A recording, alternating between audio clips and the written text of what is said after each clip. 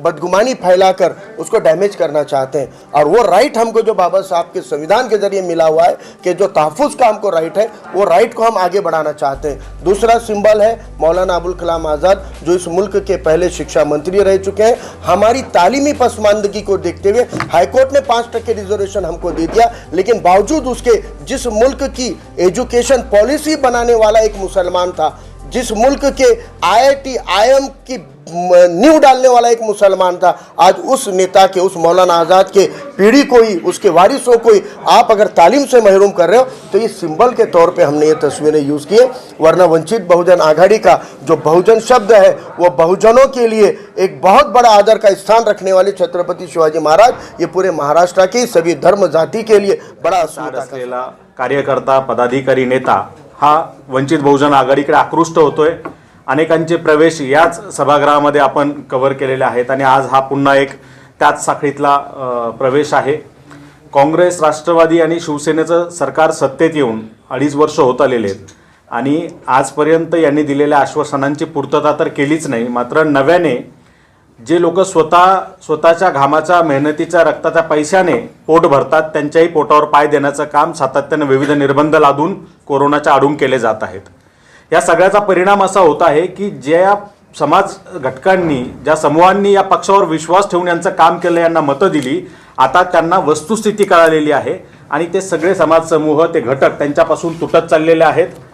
त्याच पद्धतीचं असंघटित कामगार काँग्रेसचे शहर जिल्हाध्यक्ष राजू देहाडे हे त्यांच्या शेकडो कार्यकर्ता, पदाधिकाऱ्यांसह त्यांनी काँग्रेसला सोड चिठ्ठी दिली आणि आदरणीय बाळासाहेब आंबेडकरांच्या नेतृत्वामध्ये ते वंचित बहुजन आघाडीमध्ये या ठिकाणी आज प्रवेश करीत आहेत। यानंतर शहरातील त्यांचे शेकडो जे समर्थक आहेत, कार्यकर्ते आहेत, पदाधिकारी त्यांच्यासोबत होते, त्यांच्याही प्रवेशाचे याच पद्धतीचे कार्यक्रम पुढे राबवणार आहेत। मी वंचित बहुजन आघाडीमध्ये राजू देहाडे यांचं स्वागत करतो आणि अजूनही जे काँग्रेसमध्ये, राष्ट्रवादीमध्ये, शिवसेनेत, भाजपामध्ये कुठेतरी वेगळ्या भावना घेऊन गेले होते आणि फसवल्याची भावना घेऊन आज तिथे दिवस काढतायत, तर त्यांना सांगतो की तिथे अडगळीत पडून राहण्यापेक्षा आणि तिथे फसवणूक झाल्यानंतरही तिथे राहण्यापेक्षा आता वस्तुस्थिती समजून घ्यावी। आपले प्रश्न सोडवायचे असतील तर श्रद्धेय बाळासाहेब आंबेडकरांच्या नेतृत्वाशिवाय या महाराष्ट्राला पर्याय नाहीये आणि वंचित बहुजन आघाडी हा एकमेव पक्ष आहे जो सर्व समाज घटकांना न्याय देऊ शकतो, त्यांचे प्रश्न सोडवू शकतो। त्यामुळे सर्वांनी आता वंचितच्या दिशेने यावं। त्यातलं एक महत्त्वाचं पाऊल काँग्रेसमधले नेते राजू देहाडे यांनी टाकलेलं आहे। मी पक्षाच्या वतीने त्यांचं स्वागत करतो आणि यानंतर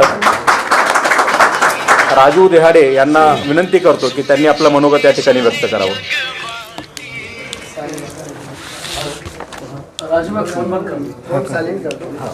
सायलेंट करतो, बंद करा। आज मी ह्या ठिकाणी असंघटित कामगार काँग्रेसमध्ये शहर अध्यक्षपदी मला मागच्या लॉकडाऊनमध्ये निवडलं गेलं होतं। लॉकडाऊन असतानासुद्धा मी हजारो शेकडो कार्यकर्त्याचे काम केले, परंतु काँग्रेस पक्षामध्ये कुठल्याही एक सत्तेमध्ये असूनसुद्धा कोणत्याही कामगाराचे, कष्टकऱ्याचे काम होत नाही। मी वारंवार पक्षाकडे मागणी करूनसुद्धा तो काम होत नसल्यामुळे मी आज वैतागून त्या पक्षाला सोडचिठ्ठी देऊन सनी श्रद्धेय बाळासाहेब आंबेडकर साहेब यांच्या पक्षामध्ये प्रवेश करत आहे आणि त्या ठिकाणी आम्हाला असं वाटतं की आमच्या कष्टकरी वंचिताचे नक्कीच प्रश्न सुटतील। त्यामुळं मी आज सर्व माझे पदाधिकारी, शेकडो कार्यकर्ते आज पक्षामध्ये प्रवेश करत आहे। फारुक अहमद सरांना मी विनंती करेल त्यांनी यावेळी बोला। वंचित बहुजन आघाडी हे सर्व वंचित समूहांचा, बहुजन वर्गाचा एक सर्वात मोठा अपेक्षांचं केंद्र बनलेलं आहे।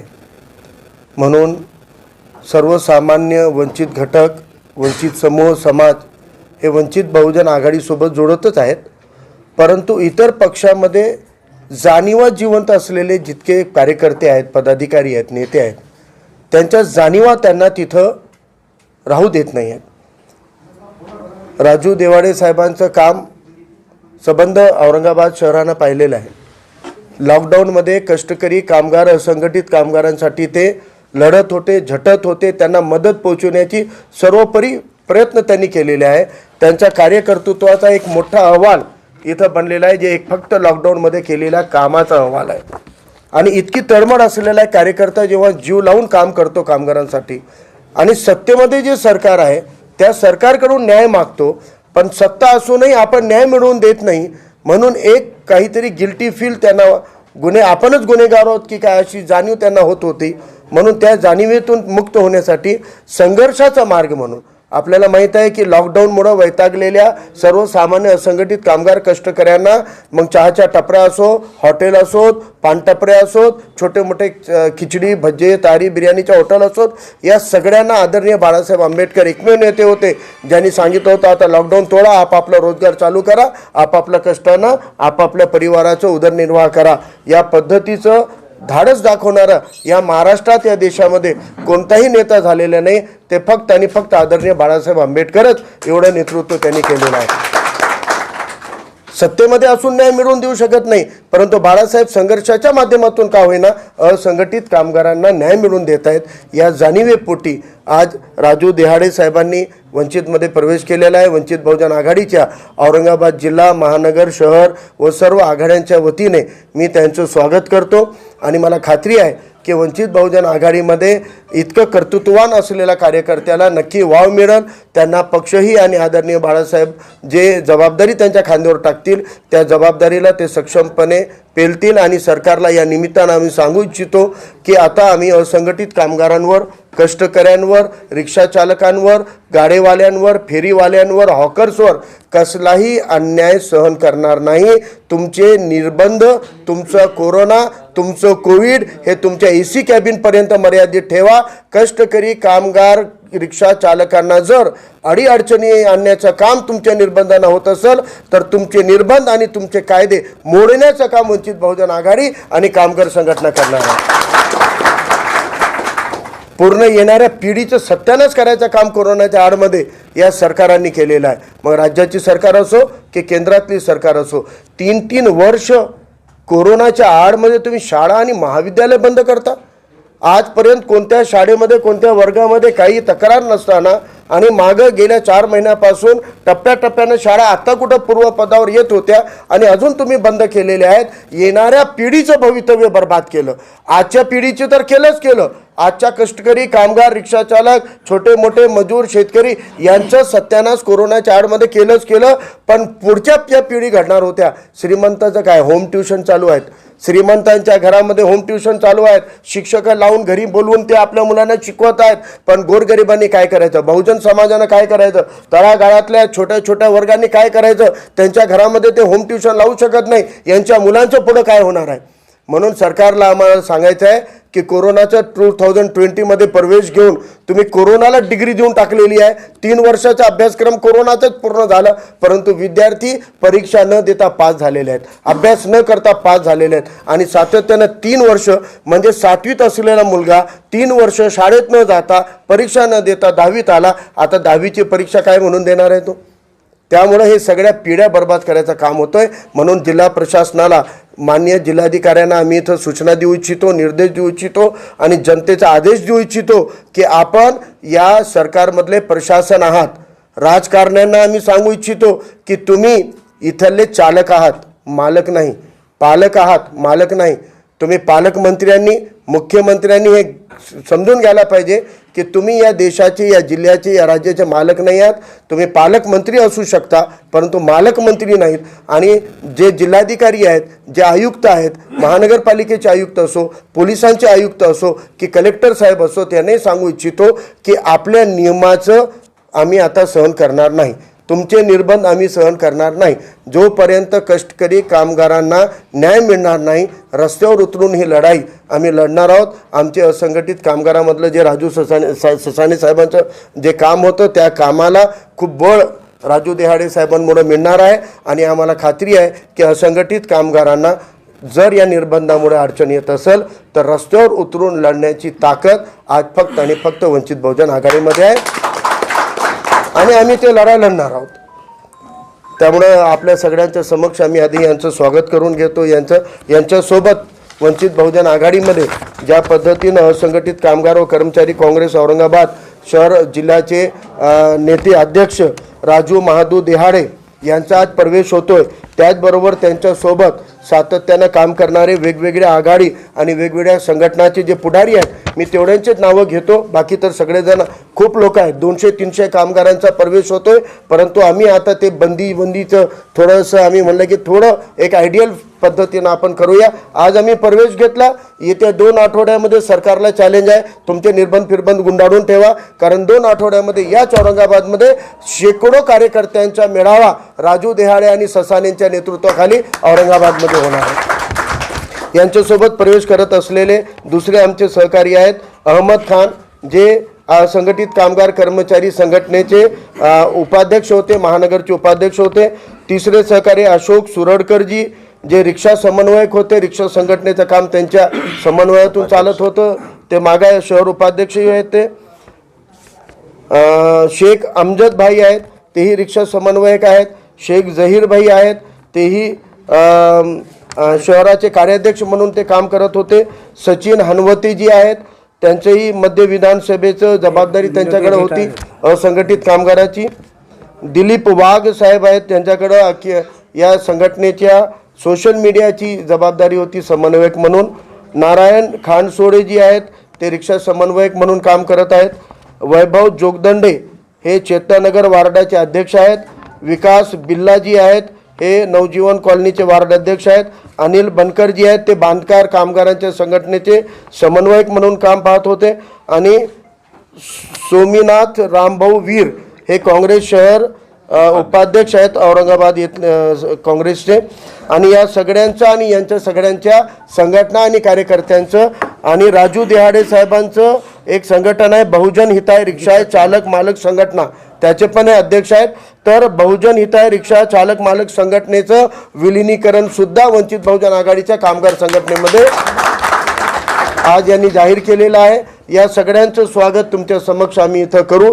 त्यानंतर तुमचे काही प्रश्न असतील तर आपण प्रश्न उत्तराचा कार्यक्रम करू. त्यांचा आम्ही फोटो टाकत नव्हतो, कारण ते फादरवाडीचे होते, आम्ही कामगाराचं हे होतं. त्यामुळं त्यांनी काय केलं की माझ्या विरोधात खोट्या नाट्या तक्रारी करून सने आणि पक्षसृष्टीची दिशाभूल करून सने आणि मला नोटीस वगैरे काढण्याचं हे केलं. कारण मी स्वाभिमानी एक दलित चळवळीतला कार्यकर्ता असल्यामुळे मला ते अपमान सहन झाला नाही. त्यामुळं मला असं वाटलं की आता वंचित बहुजन आघाडीशिवाय आपल्याला पर्याय नाही, त्या ठिकाणी मान सन्मान होऊ शकतो.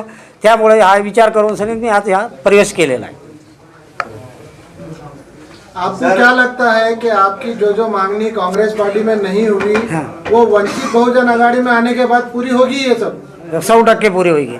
हमारा एक है कि हम रोड की लड़ाई लड़ते हैं, हमको जो सपोर्ट मिलना चाहिए हम जो करते हैं. समझो तो इतर लोगों ने समझो कि हमको सपोर्ट दिया कि कोई निवेदन देना ये करना चाहते हैं तो हम हमारे कामगार ही जाते हैं. तो इतर कांग्रेस बोल के उनका कोई सपोर्ट नहीं मिलता था, एक सरकार बोल के कोई सपोर्ट नहीं मिलता था. और उनका कोई पत्र लेके गए तो फेंक देते थे क्योंकि उसको वैल्यू नहीं था. हम इधर कैसा रहता है कि ये हम लड़ाई लड़ सकते तो यह सपोर्ट मिलेगा, ये ओर से हम. सर, आपने जैसा बताया कि आप कांग्रेस छोड़ के आए हैं और ऐसे मीडिया के माध्यम से और सोशल मीडिया पे चर्चाएं आम होती हैं आघाड़ी सरकार को लेकर कि मुस्लिम समाज, दलित समाज, आदिवासी समाज को कहने के सिर्फ इस्तेमाल कर रहे हैं. हाँ. और आप अंदर रह चुके आ चुके हैं, तो आप जरा खुल के बताइए कि वाकई ये आरोप जो चर्चाएं चल रही है कि खाली गरीबों को और पीड़ितों को इस्तेमाल करते हैं, बाद में छोड़ देते हैं, कहाँ तक सही है? ये 100% सही है. आज मेरा अनुभव बताता और मेरे सैकड़ों कार्यकर्ताओं का मैं अनुभव बताता कि आज तक जब हम उनके पास में काम लेके गए तो सिर्फ उन्होंने, अभी मैंने क्या करा है कि जो अपना कामगार कायदा और शेतकरी कायदा लाए थे उसकी वो रद्द होना बोल के स्वाक्षरी मुहिम के ये राबाए थे. तो मैंने 1,20,225 स्वाक्षरी मुहिम करके दिए थे. वो लोगों को क्या मिला? कुछ भी नहीं मिला. उसके बाद में अभी मैंने ये रिक्शा वालों के लिए लड़ाई लड़े, उन्होंने साथ नहीं दिया हमको. तो ये हमारे इस्तेमाल ही करते. और अभी जो है हम मेरे को आज तक उन्होंने रोकने का आज तो बहुत प्रयास करा कि हम ये देंगे वो देंगे, तो हमको मालूम है वहाँ रह के हमको कुछ भी नहीं मिल सकता. ये सिर्फ लालूच देते हैं और कुछ भी नहीं मिलता. इस्तेमाल करते हैं दलित और मुस्लिम की. वोट होने के बाद में हमको दरवाजे में खड़े नहीं करते. ये हम अनुभव लिए. सर, आने वाले चंद माह बाद ऐसा भी हो सकता है कि महानगर पालिका चुनाव घोषणा हो जाए, ऐसा संकेत भी मिल रहे हैं थोड़े बहुत. तो कहीं ऐसा तो नहीं कि एक रणनीति के तहत आप चलिए हमारा वर्चस्व बढ़ाना है और हमें चुनाव भी लड़ना है और हमें चुनाव की रणनीति के तहत आपने प्रवेश किया हो, क्या ऐसा कुछ है सर? ये देखो, अभी मैं सत्ताधारी पक्ष में से जब आया है, मेरा आज भी माथेड़ी कामगार कमेटी पे मेरा नाम है और डिक्लेयर हो चुकी है। वो छोड़ के मैं आया और मैं शहर पे काम करके करता है तो भी वो छोड़ के आया, क्योंकि वहाँ कुछ मिलने वाला नहीं है और इधर मेरे को कुछ इलेक्शन लड़ाने का नहीं। मेरे को गौर गरीब के लिए संघर्ष करना है, उनके प्रश्न छोड़ाना है, जब ये लोग हमारे साथ में रहेंगे। बढ़िया बढ़िया। सर, आपने औरंगाबाद में काम किया है, कोई ऐसी घटना बोलिए, कोई ऐसा वाकया बोलिए जिससे पीड़ित होकर, जिससे मतलब बर्दाश्त नहीं हुआ और उसके कारण अब इसमें आए पहले सैकड़ों कार्यकर्ता लोग, ताकि जनता को पता चले कि क्या चल रहा है महाराष्ट्र में। आज मैंने ये जो किताब बनाया है, ये खुद के बलबूते पे और मेरे कार्यकर्ताओं के बलबूते पे बनाया है। कार्यकर्ता ही मैंने जोड़ा है, पैसे मैंने खर्चा करा है, बैनर मैंने लगाया, पोस्टर ही मैंने लगाया है। सिर्फ उनका रोना है कि हमारा पोस्टर पे फोटो लगना चाहिए। अब वो उनका मेरे कार्यकर्ता से पहचान ही नहीं है तो मैं फोटो क्यों लगाऊं? और एकांत इसमें लगाता है तो मेरे कार्यकर्ता पूछते हैं कि ये है कौन, तो उनकी पहचान कराओ, ये काम कराओ। कांग्रेस में कितने साल आपने काम किया? मेरा आज 20 साल से मैं कांग्रेस में है। कितना काम हुआ कांग्रेस में आपका? मेरा आज तक तो मेरे को पद देते गए और मेरे से काम करते गए। मेरा तो आज तक तो मैंने ऐसा कोई ना मंत्री का पास में गया कि मेरा कोई ये काम है या पुडारी के पास में गया, ऐसा एक ही पत्र नहीं। मैंने संघर्ष करके सबको ये करा है। अभी मैंने लॉकडाउन में जो है खुद क्या 2 रिक्शा इनकम सोर्स के जो रहता है उधर निर्वाह करने के लिए 2 रिक्शा बेच के मैंने एक किट बांटा है। आज तक 1 रुपए की मेरे को कांग्रेस की मदद नहीं है, न कोणती नेता की मदद नहीं। औरंगाबाद साहब, ये बात सही है कि आने वाले महीने में जो है तो जैसे अब ये औरंगाबाद के राजू भाई जो है तो एक कद्दावर है पूरे कामगारों के अंदर, एक कद्दावर नेता है समझा। तो ऐसे कई लोग जो है तो आने वाले महीने में प्रवेश लेने वाले हैं वंचित बहुजन आघाड़ी में, क्या सही बात है सर? जी जाहिर बात है, क्योंकि आज लोगों को पुरानी पार्टियों से नाउम्मीद हो चुके हैं। पुरानी पार्टियों के वादों को ढकोसले के तौर पर वो भुगत चुके हैं। इसलिए लोगों को ये पता है कि वंचित बहुजन आघाड़ी एक ऐसी सोशल इंजीनियरिंग कर रही है जो तमाम महरूम तबकों को, तमाम वंचित घटकों को साथ में लेने का दम रखती है और उनके लिए लड़ने का भी दम रखती है। और ये हमको पता है कि जब ये तमाम वंचित घटक एक साथ आएंगे तो हम जो 25 साल से 30 साल से 40 साल से पैर जमे हुए हैं उनको एक तिनके के जैसे उखाड़ के फेंक सकते हैं। ये बहुजन शक्ति का कमाल वंचित बहुजन आघाड़ी के साथ तमाम घटक जुड़ने से हो सकता है। इस बात की मिसाल औरंगाबाद शहर के वंचितों को पता है, तमाम घटकों को पता है। इसलिए आज वंचित बहुजन आघाड़ी के अंदर हर बार आपको देखने मिलेगा कि बड़े बड़े जो नेता हैं जिन्होंने अपने दम पर, अपने बल पर अपनी पहचान बनाई है, ऐसे लोगों को अब लगता है कि आदरणीय बाला साहब के नेतृत्व में वंचित बहुजन आघाड़ी के टीम से जुड़कर हम आगे लोगों को न्याय मिला के दे सकते हैं। कल राजू भाऊ ने मुझे बताया कि ये 20 साल से लड़ाई के बावजूद आज भी वो रिक्शा चालकों को स्टॉप नहीं दे सके। इतने पेट्रोल के रेट दुगना तिगना होने के बावजूद रिक्शा चालकों की कमाई 3 गुना नहीं बढ़ी है।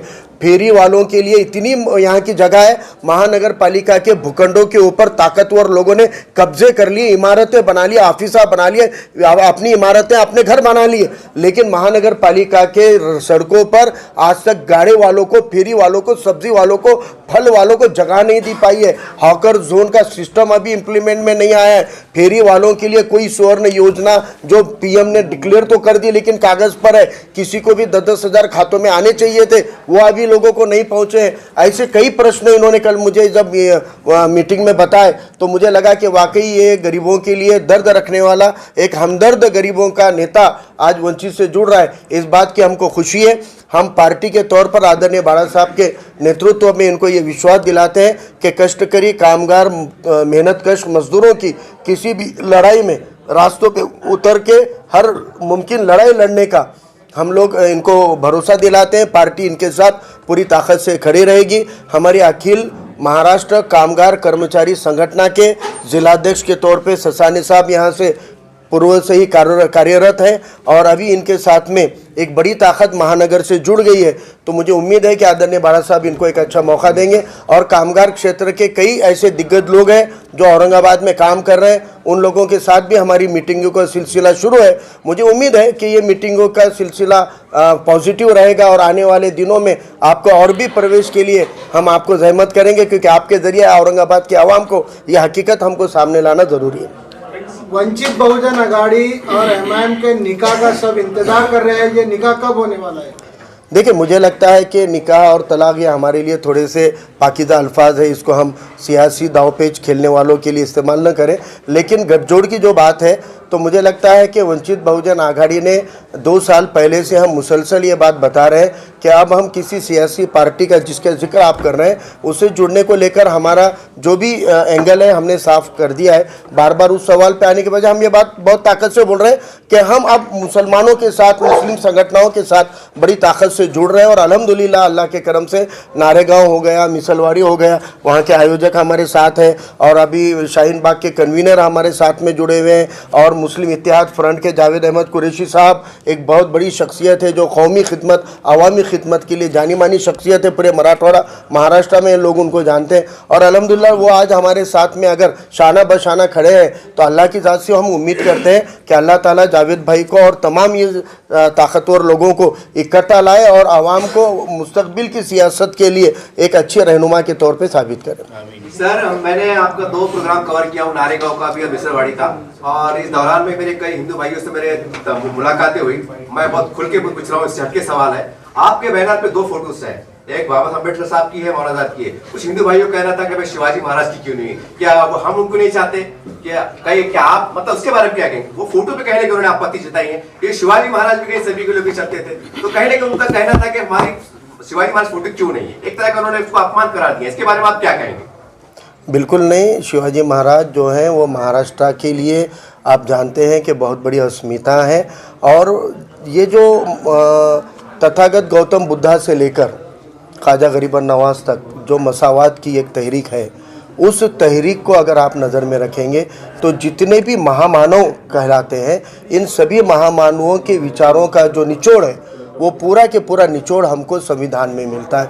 और संविधान निर्माता के तहत बाबा साहब एक ऐसा स्टेशन है, एक ऐसा जंक्शन है जिस जंक्शन के ऊपर सभी साम्यवादी, समतावादी विचारों का वो एक केंद्र है। और वो एक सिंबॉलिक हमने वहाँ पे किया है कि हमारे वंचित बहुजन आघाड़ी के आधिकारिक जितने भी बैनर होते हैं उसके ऊपर आपने देखा है कि सभी इक्वालिटी को मानने वाले महामानवों की तस्वीरें वहाँ पर होती है। टीपू सुल्तान रहमतुल्लाह अलैह की भी रहती है। लेकिन अब जो हमको वहाँ पर ये जो कैंपेनिंग जो चल रही है, ये कैंपेनिंग का सबसे बड़ा जो आधार है वो है कि दस्तूर ने सभी धर्म के मज़हब के लोगों को अपने अपने मज़हब के हिसाब से जीने की एक अधिकार दिया हुआ है, आज़ादी दी है। और उस आज़ादी की रक्षा करने का एश्योरेंस हमको संविधान देता है, संविधान देता है। और वो संविधान के निर्माता बाबा साहब एक सिंबल है, और वो सिंबल के ज़रिए हम ये बताना चाह रहे हैं कि आज हमारे आस्था को, आज हमारे अक़ीदे को, नामूस रिसालत को कुछ लोग बदगुमानी फैलाकर उसको डैमेज करना चाहते हैं। और वो राइट हमको जो बाबा साहब के संविधान के ज़रिए मिला हुआ है कि जो तहफ़्फ़ुज़ का हमको राइट है, वो राइट को हम आगे बढ़ाना चाहते हैं। दूसरा सिंबल है मौलाना अबुल कलाम आज़ाद, जो इस मुल्क के पहले शिक्षा मंत्री रह चुके हैं। हमारी तालीमी पसमानदगी को देखते हुए हाईकोर्ट ने 5% रिजर्वेशन हमको दे दिया, लेकिन बावजूद उसके जिस मुल्क की एजुकेशन पॉलिसी बनाने वाला एक मुसलमान था, जिस मुल्क के IIT IIM की नींव डालने वाला एक मुसलमान था, आज उस नेता के, उस मौलाना आज़ाद के पीढ़ी को ही, उसके वारिसों को ही आप अगर तालीम से महरूम कर रहे हो, तो ये सिंबल के तौर पे हमने ये तस्वीरें यूज़ किए। वरना वंचित बहुजन आघाड़ी का जो बहुजन शब्द है वो बहुजनों के लिए एक बहुत बड़ा आदर का स्थान रखने वाले छत्रपति शिवाजी महाराज, ये पूरे महाराष्ट्र के सभी धर्म जाति के लिए बड़ा अस्मिता का